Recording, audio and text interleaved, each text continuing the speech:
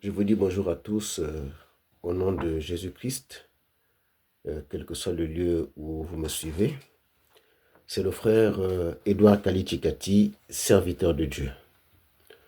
Dans le cadre de nos mardis évangéliques, Dieu m'a mis à cœur, ce jour, pour notre deuxième séance de mardi évangélique.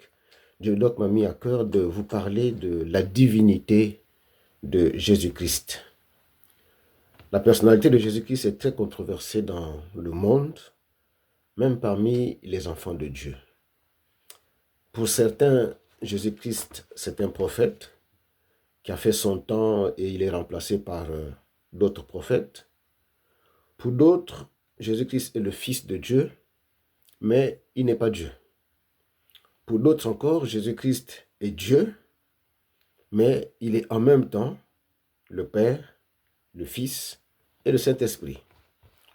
Pour d'autres, enfin, Jésus-Christ est Dieu, mais il est distinct de Dieu le Père. Toutes ces conceptions et d'autres encore peut-être s'entrechoquent sur le terrain, provoquant des débats et du trouble parmi les enfants de Dieu. Que dit la Bible à propos de Jésus-Christ? Déjà en son temps, il y avait une controverse lorsque Jésus-Christ était sur la terre avec ses disciples. Et Jésus lui-même posa la question à ses disciples de savoir « Qui dit-on que je suis ?» Lisons Matthieu 16, versets 13 à 17. Il est écrit ceci. Jésus étant arrivé dans le territoire de Césarée et de Philippe, demanda à ses disciples, « Qui suis-je au dire des hommes, moi le Fils de l'homme ?» Ils répondirent, « Les uns disent que tu es Jean-Baptiste, les autres Élie, les autres Jérémie ou l'un des prophètes. Et vous, leur dit-il, qui dites-vous que je suis ?»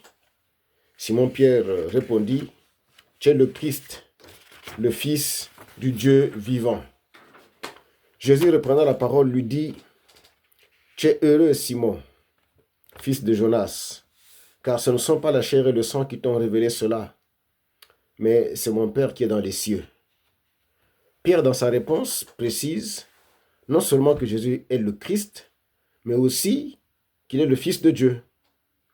Et on voit au verset 17 que Jésus-Christ félicite Pierre pour cette bonne réponse. Avec cette approbation de Jésus-Christ lui-même, nous retenons donc que Jésus-Christ est le Fils de Dieu. Cela fut confirmé par Dieu lui-même, qui à 2 reprises proclama que Jésus-Christ est son Fils bien-aimé. C'était lors du baptême de Jésus-Christ dans le Jourdain et lors de la transfiguration. Lisons Matthieu 3, verset 17. « Et voici une voix fit entendre des cieux ces paroles. Celui-ci est mon Fils bien-aimé en qui j'ai mis toute mon affection. » Matthieu 17, verset 5. « Comme il parlait encore, une nuée lumineuse les couvrit. Et voici une voix fit entendre de la nuée ces paroles. Celui-ci est mon Fils bien-aimé en qui j'ai mis toute mon affection. Écoutez-le. » Ceci étant établi, Dieu lui-même ayant affirmé que Jésus-Christ est son Fils, cela veut dire que Jésus est distinct du Père. En d'autres termes, ce sont 2 personnages distincts. Il y a le Père et il y a le Fils. Parfois, j'ai entendu des personnes affirmer que le Père et le Fils constituent une seule et même personne. Nous voyons dans les textes que nous venons de lire que ce n'est pas le cas. C'est la voix du Père qui se fait entendre des cieux, annonçant que Jésus-Christ qui est dans l'eau pour le baptême, ou sur la montagne lors de la transfiguration, que Jésus-Christ est son Fils bien-aimé. Sur la croix de Golgotha, peu avant sa mort, Jésus-Christ a parlé à son Père qui est donc Dieu. Il a dit à Dieu, « Pourquoi m'as-tu abandonné ?» Il a dit à Dieu, « Pardonne-leur car ils ne savent pas ce qu'ils font. » Il a dit à Dieu, « Je remets mon esprit entre tes mains. » Lisons des passages qui confirment ce que je viens de lire. Matthieu 27, verset 46, dit ceci. « Vers la 9e heure, Jésus s'écria d'une voix forte, « Élie, Élie, lama sabachthani » c'est-à-dire « Mon Dieu, pourquoi m'as-tu abandonné » Dans Luc 23, verset 34, Jésus dit « Père, pardonne-leur car ils ne savent pas ce qu'ils font. » Ils se partagèrent ses vêtements en tirant au sort. Lisons aussi Luc 23, verset 46. Jésus s'écria d'une voix forte, « Père, je remets mon esprit entre tes mains. » Et en disant ces paroles, il expira. Donc, Jésus-Christ qui est sur la croix s'adressait bien à quelqu'un ce n'était pas lui. Il ne pouvait pas s'adresser à lui-même ces paroles-là, il s'adressait au Père qui est dans les cieux. Et il y a plusieurs autres passages de la Bible qui confirment cette distinction entre le Père et le Fils. Lisons Matthieu 7, verset 21. « Ceux qui me disent Seigneur, Seigneur n'entreront pas tous dans le royaume des cieux, mais seulement celui qui fait la volonté de mon Père qui est dans les cieux. » Et dans Matthieu 10, au verset 32, « C'est pourquoi quiconque se déclarera publiquement pour moi, je me déclarerai moi aussi pour lui, devant mon Père qui est dans les cieux. » Vous pouvez aussi lire d'autres passages qui démontrent la même chose, c'est-à-dire que Jésus-Christ est distinct de Dieu le Père. Mais nous ne pouvons pas tous les aligner ici. Cependant, certains passages peuvent paraître troublants et sont utilisés par ceux qui prétendent que Dieu le Père et Jésus-Christ c'est la même personne.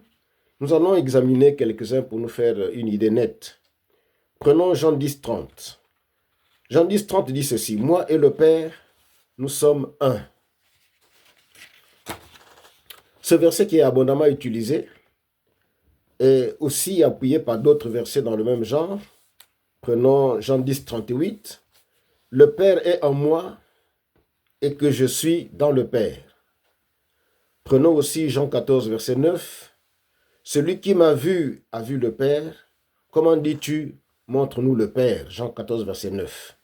Ces versets semblent dire que le Père et Jésus-Christ, c'est la même personne physiquement parlant. Ils ne font que un. En réalité, ce n'est pas le cas. Admettons qu'on accepte que Jésus-Christ et Dieu le Père soient une seule et même personne. On entrerait alors en contradiction avec tous les versets que nous avons lus en amont. De plus, lorsqu'on lit ce passage de Jean 10, 30 qui dit « Moi et le Père, nous sommes un », il faut considérer ce passage dans son contexte et non pas hors de son contexte. En effet, lorsque on repart dans ce chapitre 10 du livre de Jean, en amont du verset 30, donc avant le verset 30, Jésus-Christ annonce plus d'une fois, en réalité 5 fois de suite, Jésus-Christ annonce sa distinction avec le Père. Lisons Jean 10, 15. « Comme le Père me connaît et comme je connais le Père, et je donne ma vie pour mes brebis. » Le Père me connaît et moi je connais le Père. Cela montre clairement qu'il y a deux personnages distincts. Le premier connaît le deuxième et le deuxième connaît le premier. En d'autres termes, le Père connaît Jésus-Christ et Jésus-Christ connaît le Père. Prenons aussi Jean 10, 17. « Le Père m'aime parce que je donne ma vie afin de la reprendre. » C'est le même constat qu'il faut faire ici. C'est Jésus-Christ qui parle et il dit « Le Père m'aime ». En d'autres termes, le Père aime Jésus-Christ. Donc, ils sont distincts l'un de l'autre. Prenons aussi Jean 10, verset 18. Il est écrit ceci, « Personne ne me l'ôte, mais je la donne de moi-même. J'ai le pouvoir de la donner et j'ai le pouvoir de la reprendre. Tel est l'ordre que j'ai reçu de mon Père. » C'est toujours Jésus-Christ qui parle et il dit, « Tel est l'ordre que j'ai reçu de mon Père. » Il se distingue clairement du Père une fois de plus. Lisons aussi Jean 10, verset 25. Jésus leur répondit, « Je vous l'ai dit et vous ne me croyez pas. Les œuvres que je fais au nom de mon Père rendent témoignage de moi. » Cette fois-ci, Jésus-Christ dit, « Les œuvres que je fais au nom de mon Père. » C'est lui qui fait les œuvres, mais il les fait au nom de son Père. C'est là encore une affirmation de cette distinction entre le Père et le Fils. Prenons ensuite Jean 10, 29. Il est écrit ceci: « Mon Père qui me les a donnés est plus grand que tous, et personne ne peut les ravir de la main de mon Père. » Jésus-Christ affirme clairement que le Père lui a donné les brebis et que personne ne peut les ravir de la main de son Père. Donc là aussi, il y a vraiment une affirmation de la distinction entre le Père qui donne les brebis et le Fils qui reçoit les brebis et qui affirme que personne ne peut arracher ces brebis-là de la main de son Père qui les lui a données. Ça, c'est en amont du verset 30. Donc 5 fois déjà de suite, avant le verset 30, Jésus-Christ affirme la distinction entre lui et le Père. Lorsque l'on prend en aval du verset 30, toujours dans Jean 10, Jésus-Christ se distingue de nouveau du Père. Prenons Jean 10, 32. Jésus leur dit: « Je vous ai fait voir plusieurs bonnes œuvres venant de mon Père, pour laquelle me lapidez-vous ?» Jésus-Christ a fait voir plusieurs bonnes œuvres venant de son Père. Donc, il y a les œuvres que Jésus-Christ a fait voir, mais ces œuvres-là viennent de son Père. Donc, il y a une distinction entre le Père et le Fils. Dans tous ces passages, la distinction entre le Père et le Fils est encore bien martelée. Le Père dit: « C'est mon Fils bien-aimé », et le Fils dit: « Mon Père ». Enfin, on va prendre 2 derniers passages pour appuyer cette distinction entre le Père et le Fils. Prenons Jean 10, 36. « Celui que le Père a sanctifié et envoyé dans le monde, vous lui dites: tu blasphèmes. Et cela parce que j'ai dit: je suis le Fils de Dieu. » Prenons aussi Jean 10, 37. « Si je ne fais pas les œuvres de mon Père, ne me croyez pas. » Donc on voit bien que dans ce même chapitre 10, là où Jésus-Christ a dit au verset 30 que moi et le Père nous sommes un, dans ce même chapitre 10, plusieurs versets soutiennent qu'il y a bien une distinction entre Dieu le Père et Jésus-Christ le Fils. En fait, lorsque Jésus-Christ dit « moi et le Père nous sommes un », il s'agit d'une unité spirituelle et non pas d'une unité physique. L'unité spirituelle nous est confirmée par le fait que Jésus-Christ ne faisait rien de lui-même, mais il obéissait strictement à la volonté de son Père. Lisons quelques passages qui parlent de cette obéissance de Jésus-Christ à la volonté de son Père. Lisons Jean 5, verset 19. Jésus reprit donc la parole et leur dit: « En vérité, je vous le dis, le Fils ne peut rien faire de lui-même. Il ne fait que ce qu'il voit faire au Père. Et tout ce que le Père fait, le Fils aussi le fait pareillement. » Dans Jean 5, verset 30, il est écrit: « Je ne puis rien faire de moi-même.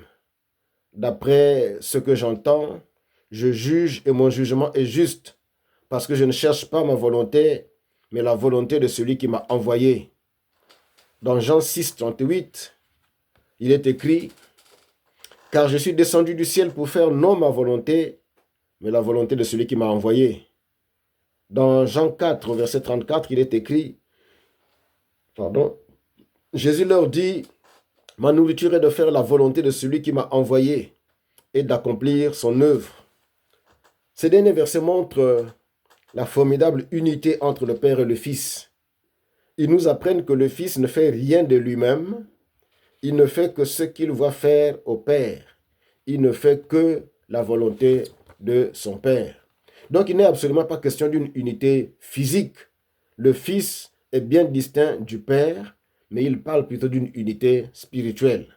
D'ailleurs, Jésus-Christ évoque cette unité spirituelle en parlant des disciples. Si on lit Jean 17, 11, on lit ceci: « Je ne suis plus dans le monde, et ils sont dans le monde. Et je vais à toi, Père Saint, garde-les en ton nom que tu m'as donné, afin qu'ils soient un comme nous. » Dans Jean 17, verset 20 à 23, il est écrit ceci: « Ce n'est pas pour eux seulement que je prie, mais encore pour ceux qui croiront en moi par leur parole, afin que tous soient un, comme toi, Père, tu es en moi, et comme je suis en toi, afin qu'eux aussi soient un en nous, pour que le monde croie que tu m'as envoyé. Je leur ai donné la gloire que tu m'as donnée, afin qu'ils soient un, comme nous sommes un, moi en eux et toi en moi, afin qu'ils soient parfaitement un, et que le monde connaisse que tu m'as envoyé et que tu les as aimés comme tu m'as aimé. Jésus-Christ demande au Père de faire de telle sorte que les disciples qui étaient avec lui soient un, entre griffes, soient un comme nous. C'est-à-dire que les disciples puissent être un comme lui est un avec le Père. Il va même un peu plus loin en demandant au Père que ceux qui croiront en ses premiers disciples, donc les chrétiens actuels que nous sommes, vous et moi, soient un comme eux. Alors, comment peut-on imaginer que tous les disciples de l'époque ou tous les chrétiens actuels dans le monde entier soient un, physiquement parlant? Il y a des chrétiens français, des chrétiens congolais, chinois, américains, belges, gabonais, et ainsi de suite. Chacun dans son territoire, chacun dans sa zone géographique, on est chrétien, mais on a reçu le même Saint-Esprit. Mais physiquement, on est distinct, on est de couleurs différentes, on est de cultures différentes, on est de personnalités différentes. On ne peut pas être un physiquement parlant. Ce n'est pas possible. Il s'agit donc bien d'une unité spirituelle car tous les chrétiens reçoivent le même Saint-Esprit et devraient donc parvenir à une unité d'esprit. L'apôtre Paul, dans ses lettres aux Corinthiens d'ailleurs, quand il écrit aux Corinthiens, aux Éphésiens et aux Philippiens, il évoque cette même unité d'esprit-là. Lisons 2 Corinthiens 12, verset 18. Il est écrit ceci: « J'ai engagé Tite à aller chez vous, et avec lui j'ai envoyé le frère. Est-ce que Tite a exigé quelque chose de vous? N'avons-nous pas marché dans le même esprit, sur les mêmes traces? » Éphésiens 2, 18. « Car par lui les uns et les autres, nous avons accès auprès du Père dans un même esprit. » Philippiens 1, verset 27. « Seulement conduisez-vous d'une manière digne de l'évangile de Christ, afin que, soit que je vienne vous voir, soit que je reste absent, j'entende dire de vous que vous demeurez ferme dans un même esprit, combattant d'une même âme pour la foi de l'évangile. » Nous constatons que l'apôtre Paul parle de l'unité d'esprit. Soyez fermes dans un même esprit. Nous avons accès auprès du Père dans un même esprit. On parle donc de l'unité d'esprit, parce que nous avons tous reçu le même Saint-Esprit. Eh bien, nous conclurons cette première partie en disant que Jésus-Christ est le Fils de Dieu. Il est distinct de Dieu. Donc, le Père et le Fils sont deux personnages bien distincts, mais vivant dans l'unité. À ce niveau, on peut maintenant se poser la question de savoir s'il y a le Père d'un côté, le Fils de l'autre, si Jésus-Christ qui est distinct du Père est vraiment Dieu. Eh bien, nous allons nous arrêter là pour cette première partie. C'est dans la deuxième partie que nous répondrons à la question posée. Est-ce que Jésus-Christ, qui est le Fils, qui est distinct du Père, est vraiment Dieu? Eh bien donc, voilà, nous nous arrêtons là. Que Dieu vous bénisse.